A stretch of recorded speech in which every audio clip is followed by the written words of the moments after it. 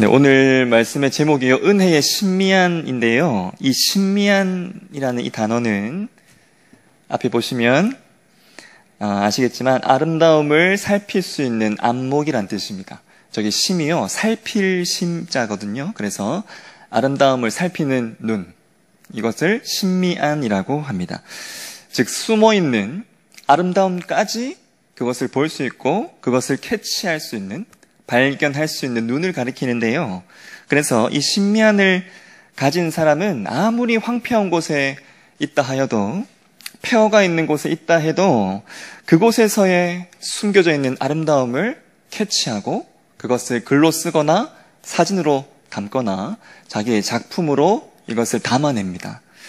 이 신미안을 가진 자가요, 저력이 있는 이유는요, 아무것도 없고 심지어는 참 비참한 그 현장 가운데서 아름다움을 그 자신도 보지만 그 사람이 전하는 자기의 작품이나 글을 통해서 다른 사람들도 그 아름다움을 보지 못했던 사람들까지도 그 아름다움을 보게 하고요. 참 어려운 그 시절을 그 아름다움을 보게 해서 견디고 이겨나가게 하기 때문입니다.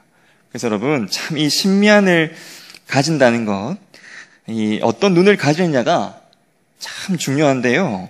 그래서 오늘 집중하고자 하는 것이 바로 이 눈입니다. 눈. 특별히 오늘 말씀에 나오는 바울의 눈을 한번 오늘 살펴볼 텐데요. 바울의 눈이 완전히 바뀌는 사건을 우리가 볼 수가 있습니다. 때는요, 바울이 한창 교회와 성도들을 향해서 그 살기가 등등했던 시기입니다.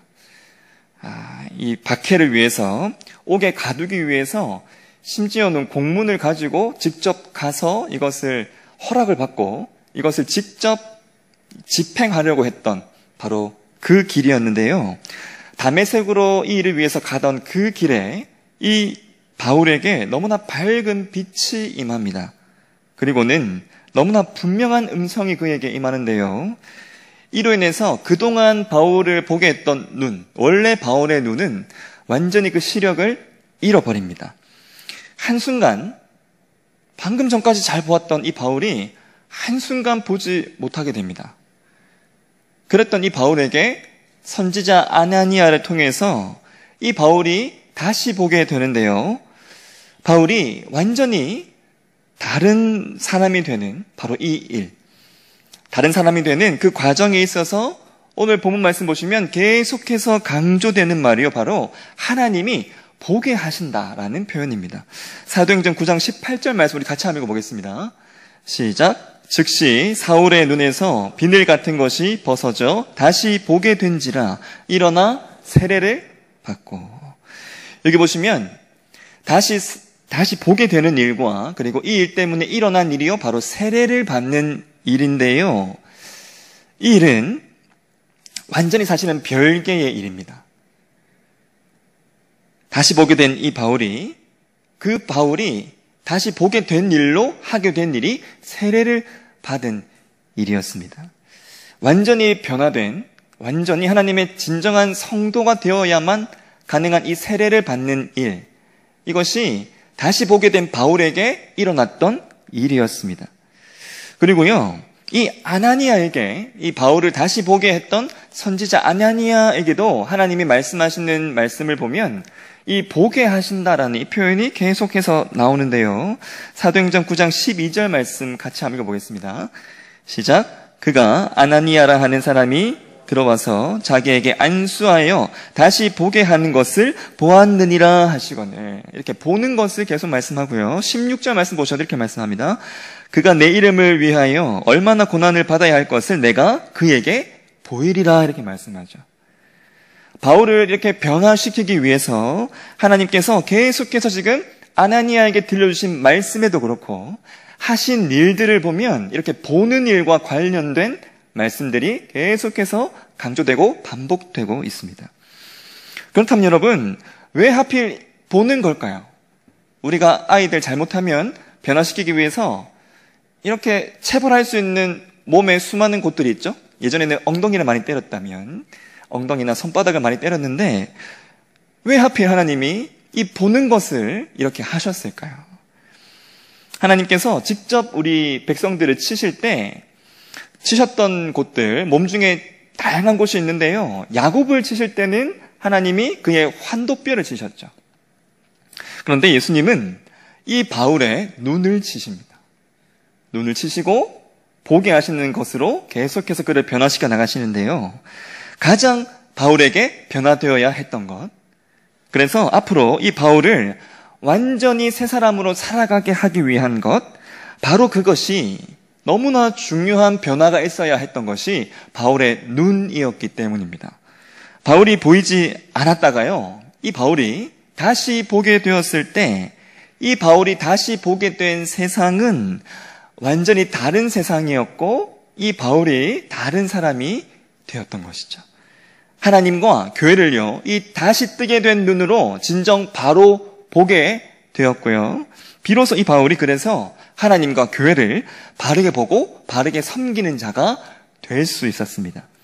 바로 보게 되는 것, 이것이 이렇게 한 사람에게 이 바울의 인생에 이렇게 너무나 중요한 일이었던 겁니다.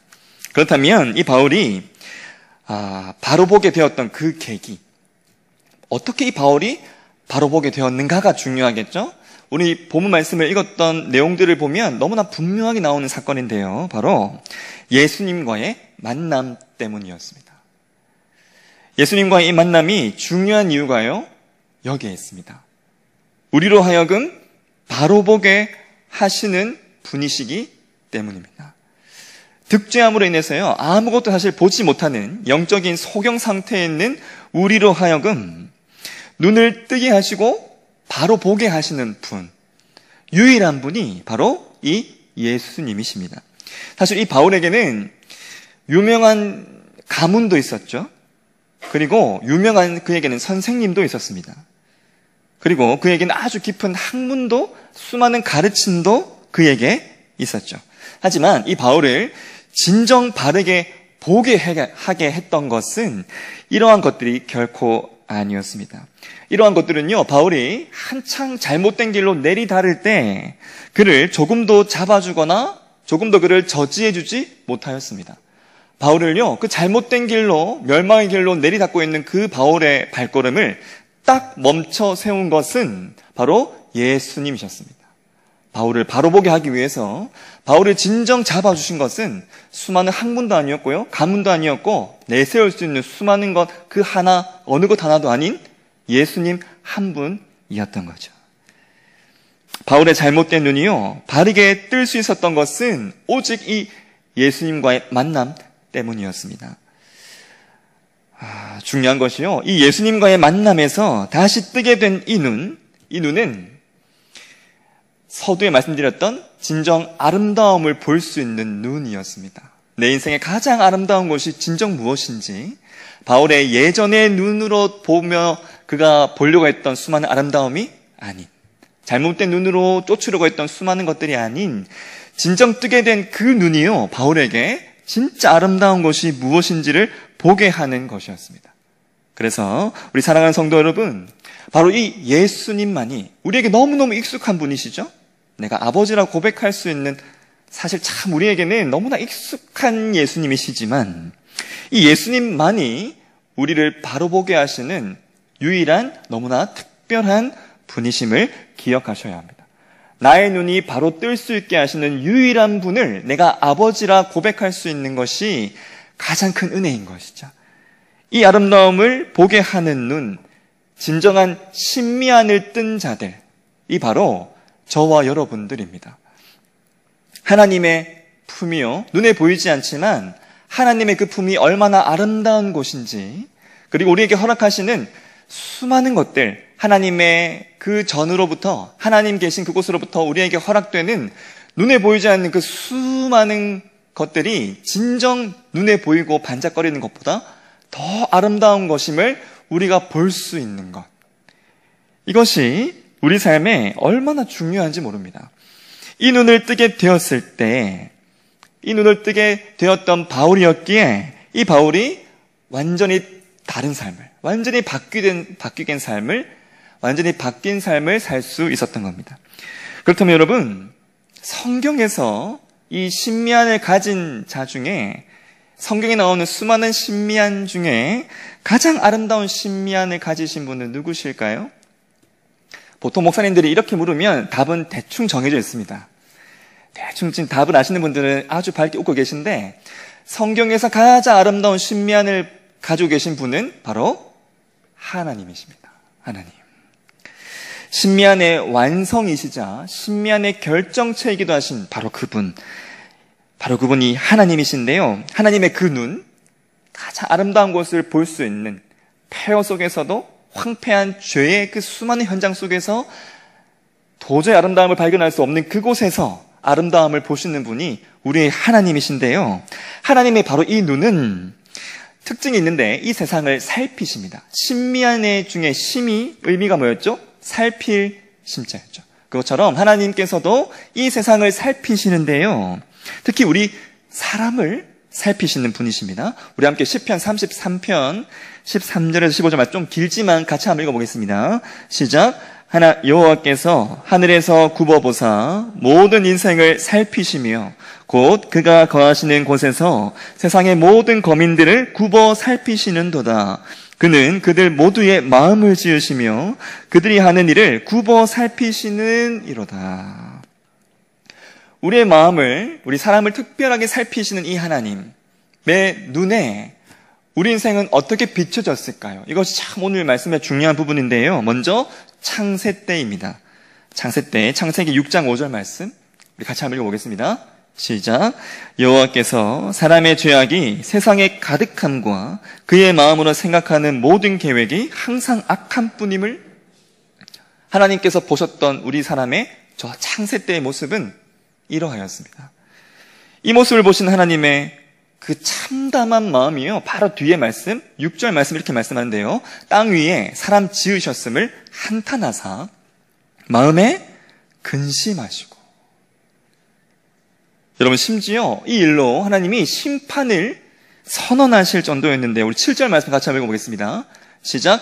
이르시되 내가 창조한 사람을 내가 지면에서 쓸어버리되 사람으로부터 가축과 기는 것과 공중의 새까지 그리하리니 이는 내가 그것들을 지었음을 한탄함이니라 하시니라. 창세 때의 모습이 이러하였고요, 하나님의 그 눈에 비춰진 우리의 모습이 이러하였고, 그로 인해 하나님의 반응은 이러하였습니다. 그렇다면 출애굽할 때, 조금 시간이 지나서요, 출애굽할 때의 모습은 어땠을까요? 함께 우리 출애굽기 32장 9절과 10절 말씀을 같이 읽어보겠습니다. 시작. 여호와께서 또 모세에게 이르시되 내가 이 백성을 보니 목이 뻣뻣한 백성이로다. 그런즉 내가 하는 대로 두라. 내가 그들에게 진노하여 그들을 진멸하고 너를 큰 나라가 되게 하리라. 하나님께서 보신 우리 사람의 모습은요, 조금 시간이 지난 후에도 마찬가지였습니다. 그렇다면 세월이 조금 더 흘러서요, 예수님 당시의 시절에는 우리의 인생의 모습은 어땠을까요? 마태복음 3장 5절 말씀 중반절까지 보시면 이렇게 말씀합니다. 그들의 마음이 완악함을 탄식하사 노하심으로 그들을 둘러보시고. 하나님 아들이신 예수님의 눈에도 예수님의 반응도요, 동일하였습니다. 동일할 수밖에 없는 참담한 모습이었던 것이죠. 하나님의 눈에 비친 우리 인생의 모습은요, 오랜 세월 동안 여전하였습니다. 여러분, 이 모습을 시편 기자는 이렇게 탄식하는데, 함께 우리 시편 53편, 오늘 말씀 많이 읽죠? 그 정도로 하나님께서 보신 우리의 모습이 너무나 여전하였는데요. 함께 우리 2절과 3절 말씀을 같이 읽겠습니다. 시작. 하나님이 하늘에서 인생을 굽어 살피사 지각이 있는 자와 하나님을 찾는 자가 있는가 보려 하신즉 각기 물러가 함께 더러운 자가 되고 선을 행하는 자가 없으니 한 사람도 없도다. 하나님 눈에 비춰진 우리 인생들의 모습이요, 수많은 세월 동안 이러하였습니다. 대부분의 모습들이 모두가 다 화를 부르는 모습들, 속히 말해 정말 눈이 뒤집히는 그러한 수많은 모습들이 우리 인생의 모습이었던 겁니다. 보면 볼수록 아름답지 못한 모습들, 눈으로 살피기도 참 어렵고, 풍겨나는 그 악취로 인해서 코를 틀어 막을 수밖에 없는, 그리고 그곳 가운데서 풍겨나는 수많은 소리들은 귀를 틀어 막을 수밖에 없는 너무나 비참한 모습들이었던 겁니다. 이러한 사람들을 향해서 하나님의 그 눈, 우리를 향한 하나님의 그 눈은 어떤 눈이어야 했을까요? 진노의 눈, 심판의 눈이 되었어야만 하였습니다. 그런데 여러분, 너무나 은혜인 것은 여전한 우리의 모습을 하나님 보시면서 하나님의 보이신 모습들, 특별히 택한 백성들을 향한 하나님의 그 모습들을 보면 진노의 눈이 아니었습니다. 택한 백성들을 구원하시는 하나님의 그 모습들을 보면요, 너무나 놀라운 모습들을 보여주시는데요, 그러한 비참한 모습을 볼 때마다 하나님의 그 신미안이 작동하기 시작했기 때문입니다. 이로 인해서요, 심판과는 너무나 다른 모습들을 우리 인생들에게 하나님께서 끊임없이 보이셨는데, 먼저 우리 아까 살펴보았던 창세 때 하나님께서 그 모습을 보시고 보이신 모습은 그들을 옷으로 감싸 안아주시는 거였어요. 창세기 3장 21절 보시면 이렇게 말씀합니다. 여호와 하나님이 아담과 그의 하와를 위하여 가죽옷을 지어 입히시니라. 출애굽기에서 볼 수 있는 하나님, 완전히 내가 쓸어버리겠다 할 정도로 너무나 비참한 그 모습을 보셨지만 하나님은 보이셨던 모습은요, 그 뜻을 돌이키시는 모습이었습니다. 우리 같이 한번 출애굽기 32장 14절 말씀 함께 읽겠습니다. 시작. 여호와께서 뜻을 돌이키사 말씀하신 화를 그 백성에게 내리지 아니하시니라.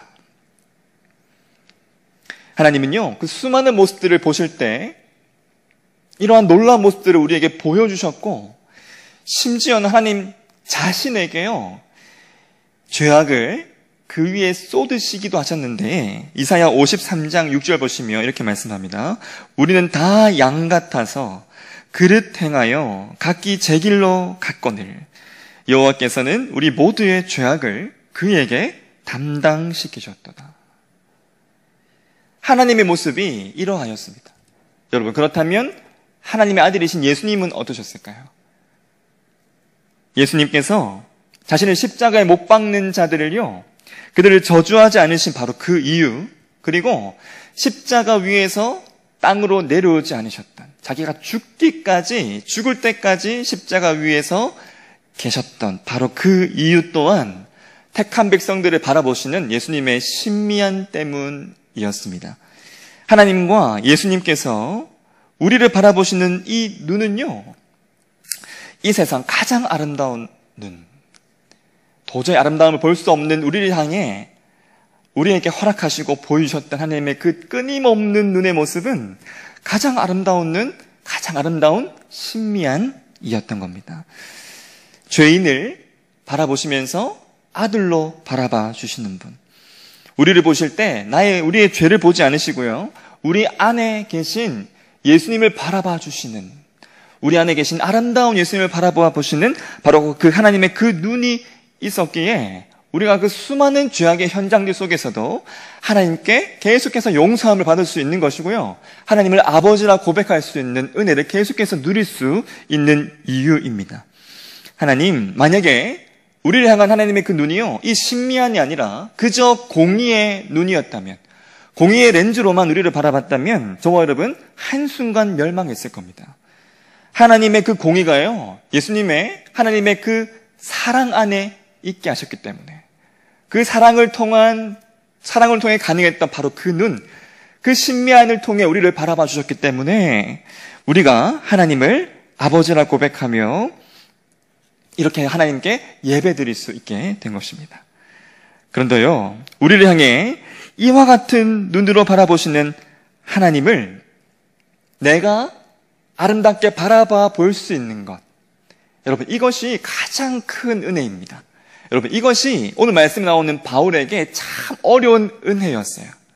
이러한 은혜가 바울에게 주어지기까지 바울은 그동안 자기가 가지고 있었던 시력을 완전히 잃어버리기도 하고 앞을 더듬을 정도로 아무것도 못 보기도 하고요, 참 어렵게 이 은혜를 받은 자 될 수 있었습니다. 그 과정이 참 어려웠죠. 너무너무 어려워서 사실은 이렇게 변화된 바울을 사람들이 믿지 못하고 의심할 정도였습니다. 그러한 어려움들을 우리가 성경을 보면 참 많이 볼 수 있는데, 이러한 하나님을 내가 아름답게 볼 수 있는 것, 볼 수 있는 자로 삼아주신 바로 그 은혜가요, 가장 큰 은혜입니다. 바울조차도 아주 특별하게 어려운 그 과정을 통해 받을 수 있었던 바로 그 은혜. 하나님이 진정 아름다우신 분이심을 볼 수 있는 눈으로 하나님을 볼 수 있다는 것. 내가 다른 것이 아닌 하나님을 아름답게 바라볼 수 있다는 것이 내 손에 쥐어진 수많은 것 중에 가장 귀한 것이 바로 이 은혜인 것이죠. 그러하기에 여러분, 이러한 은혜를 가진 자들에게 하나님께서 요구하시는 모습이 있습니다. 세 가지 모습인데요. 첫 번째는 바로 우리가 보아야 할 것 세 가지가 있는데요. 첫 번째는 내 안에 계신 예수님을 내가 분명히 볼 수 있어야 합니다. 내 안에 계신 예수님을 분명히 바라볼 수 있는, 그 예수님이 얼마나 내 삶에 귀한 분이신지를 내가 볼 수 있는 것이 너무나 우리 삶에 분명한, 너무나 중요한 첫 번째 모습이고요. 두 번째는요, 우리가 두 번째로 분명히 바라봐야 할 것은 내 안에 계신 예수님을 바라봐 주시는 하나님의 모습입니다. 둘째입니다. 내 안에 예수님을 바라보시는 바로 그 하나님. 내 안에 예수님을 바라보고 계시는, 바라봐 주시는 하나님. 그래서 나를 끊임없이 아름답게 바라봐 주시는 하나님의 모습을 우리가 분명하게 볼 수 있어야 하는 것이죠. 세 번째는요, 이 하나님을 아름답게 내가 볼 수 있게 하신 바로 그 은혜를 내가 보는 일입니다. 여러분, 첫 번째는 예수님을 보는 일이고요. 두 번째는 예수님을 바라봐 주시는 하나님을 보는 일이라면 이 예수님과 하나님 앞에 내가 아름다운 자 되게 하신 은혜를 보는 것, 이것이 우리가 분명히 보아야 할 세 가지 모습입니다. 그래서 여러분, 이 영적 신미안을 여러분 지금 가지고 계시다면 여러분 가장 복된 자들입니다. 내가 지금은 내 육체가 점점 내 앞이 잘 보이지 않는다고 하여도 이 신미안이 있는 자, 하나님을 아름답게 볼 수 있는 이 눈이 있는 자는 충분히 감사할 수 있는 자임을 기억하시기 바랍니다. 이러한 은혜자, 이러한 은혜를 충만히 받은 자에게 너무너무 중요한 모습이 있는데요. 함께 우리 사도행전 22장 14절과 15절 말씀을 같이 한번 읽어보겠습니다. 우리에게 허락하신 수많은 은혜가 저기 담겨 있고요. 내가 되어야 할 나의 모습이 담겨 있는 말씀인데 같이 한번 읽어보겠습니다. 시작. 그가 또 이르되 우리 조상들의 하나님이 너를 택하여 너로 하여금 자기 뜻을 알게 하시며 그 의인을 보게 하시고 그 입에서 나오는 음성을 듣게 하셨으니 내가 그를 위하여 모든 사람 앞에서 내가 보고 들은 것의 증인이 되리라. 여기 나오는 이 수많은 은혜들, 택함을 받고 알게 하신 은혜를 허락하시고 보게 하시고 듣게 하신 이 수많은 은혜를 모두 받은 자들이 바로 저와 여러분입니다. 그러기에 이러한 은혜를 항상 기억하시고 내 손에 많은 것이 쥐어져 있지 않다 하여도, 내가 가진 나의 건강이 지금은 약하다 하여도, 특별히 내 눈이 지금은 잘 보이지 않는다 하여도요, 우리의 영적인 눈을 밝게 하셔서 진정 하나님을 아름답게 보게 하시는 이 은혜가 얼마나 큰지를, 이 은혜를 항상 기억하며 이 은혜를 통해 더욱 감사할 수 있는, 그래서 더 아름다운 모습으로 말씀 나오는 것처럼 보고 들은 것에 아름다운 증인으로 살아갈 수 있는, 하나님이 얼마나 아름다운 분이신지를 내 삶을 통해 온전하게 나타내고 비춰줄 수 있는 이러한 가장 복된 삶을 살아가는 저와 여러분의 삶이 되시기를 간절히 축원합니다.